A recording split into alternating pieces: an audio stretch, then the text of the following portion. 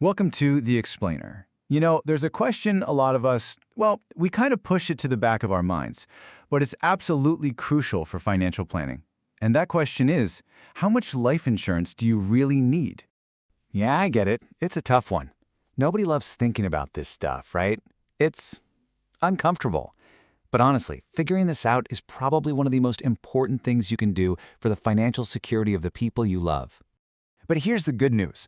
You don't have to just pull a number out of thin air. There's actually a method to the madness. It's called a needs analysis, and it's designed to take all that guesswork and emotion and turn it into a solid, clear number. So, in this explainer, we're going to walk you through exactly how it's done. All right, so where do we even start? Well, before we can get to a number, we've got to wrap our heads around the whole idea of risk. Okay, so think of any risk like a three-legged stool. You've got probability, severity, and duration. Let's take a healthy 30-year-old with kids. The probability they'll pass away this year? Super low, right? But the financial severity, the impact of losing their income, whoa, that's huge. And it could last for years, even decades. And that right there, that low chance but catastrophic impact, that's the sweet spot for what insurance is all about. But here's the thing. Risk isn't just some generic one-size-fits-all concept. It's totally personal. It's about your story, and that story starts with some pretty powerful stats. So take a look at this. These are the general odds of dying in any given year, and you can see it plain as day. The older you get, the higher the odds. And yep, there's a difference between men and women, with women, on average, having lower odds at pretty much every age. But remember, those are just the averages. They're the starting point. Your actual risk profile is a mix of your age, your health history, and the choices you make every day. Let's make this real. Let's look at a case study. Okay, so let's meet Derek and Becky. Derek's 47, and Becky is 38. Now, if we only look at their age and gender, Derek's odds of dying this year are already more than 3 times higher than Becky's. That's just the baseline, the starting point of their story. Okay, now we add the next layer, health. Derek is carrying some extra weight, and he's got a family history of type 2 diabetes. In fact, he lost 2 uncles early because of it. See what's happening? His personal risk is now climbing way above that average we saw for a 47-year-old guy. And then, the final piece of the puzzle, lifestyle choices. Derek smokes, and that's a big one. Things like smoking, or having a super stressful job, or even risky hobbies, they all stack up. So when you put it all together, Derek's actual personal risk is way, way higher than that simple number we started with. All right, so we've got this idea of personal risk. Now let's connect it to the money. What's the real financial fallout? What would actually happen to their family's bottom line if the unthinkable happened to either Derek or Becky? It really is like a financial domino effect, and the chain reaction is completely different depending on who you're talking about. If Derek, who's the only one bringing in a paycheck, passes away, poof, that $8,400 a month is gone. And on top of that, you've got the mortgage, the car loan, all that debt suddenly comes knocking. There could even be a hefty tax bill. But if it's Becky, the primary caregiver, who passes away, the financial hit looks different. It's about the cost of replacing everything she does. You'd suddenly need to pay for childcare, for example. It's a huge, often underestimated cost.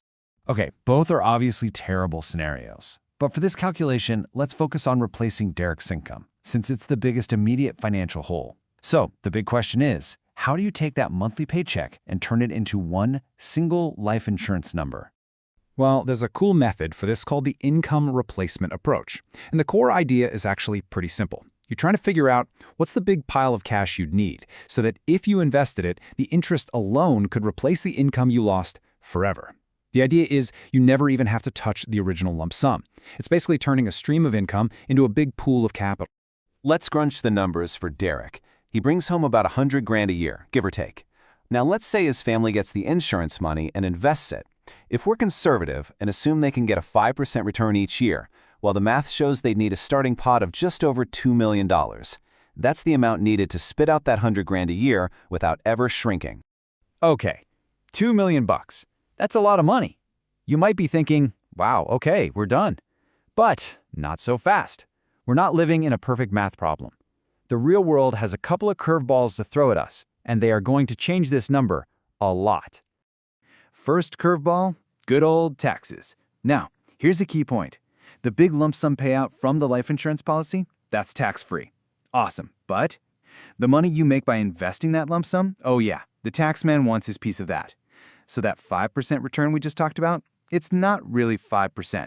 So let's say, on average, you're paying about 25% in taxes on those investment gains. Well, that 5% return instantly shrinks to 3.75%. And if your money isn't working as hard for you, what does that mean? It means you need a bigger pile of money to start with to get the same result. And just like that, the number we need jumps by more than $600,000. We're now knocking on the door of $2.7 million. But wait, there's more. We have one more monster factor to deal with, and its name is inflation. You know how it is? The price of everything, from groceries to gas, just keeps creeping up. That $100,000 that feels like a lot today, in 10, 20 years, it's going to buy a lot less. So the income your family needs isn't static. It has to grow every single year just to stay afloat. So, what happens when we factor in both taxes and just a modest 2% for inflation?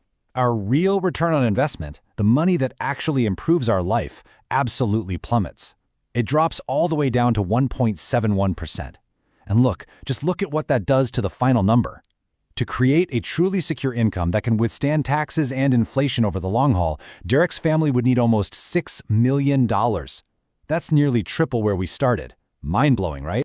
So you see, what started out as a pretty straightforward math problem gets a whole lot more real once you factor in the real world.